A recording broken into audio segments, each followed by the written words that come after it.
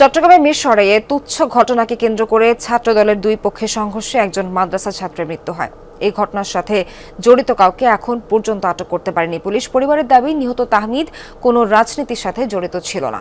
এমন ঘটনার সুষ্ঠু তদন্তের মাধ্যমে জড়িতদের কঠিন শাস্তি চান নিহতের পরিবার।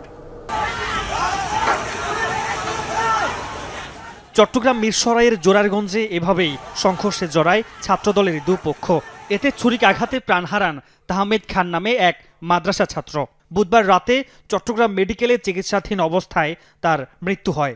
সিনিয়র জুনিয়র বসাকে কেন্দ্র করে দোকানের মধ্যে পরবর্তীতে একটা সংঘর্ষ হচ্ছে। সে এখান থেকে একটা কোপ খাইছে, তারপর এই পাশে খাইছে, তারপর পিঠে খাইছে। ফুটওভার ব্রিজ দিয়ে পার হয়ে যাওয়ার সময় ও নাকি ওই সংঘর্ষের মাঝখানে পড়ে যায়।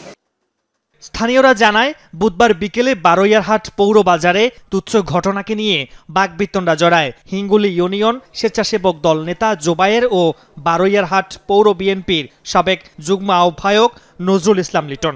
পরে উভয় পক্ষ দলবল নিয়ে সংঘর্ষে জড়ালে অন্তত 10 জন আহত ও তাহমিদ নামে একজনের মৃত্যু হয়।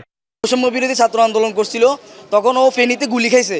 গুলি খাওয়ার পরও এই ছেলেটা তখনই মরে নাই, কিন্তু এখন দেশ স্বাধীন হওয়ার পরেও এই সন্ত্রাসীদের হামলায় এই ছেলেটা আজকে মৃত্যু।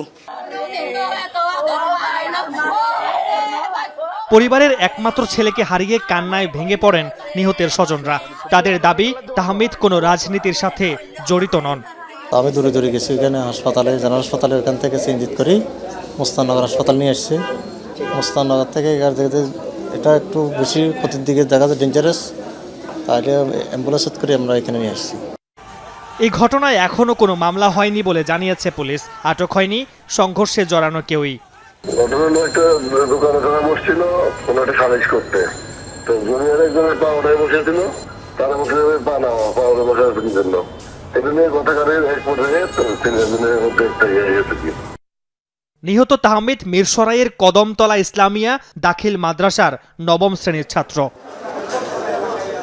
মামুন নুরশিদ অভি, যমুনা নিউজ, চট্টগ্রাম।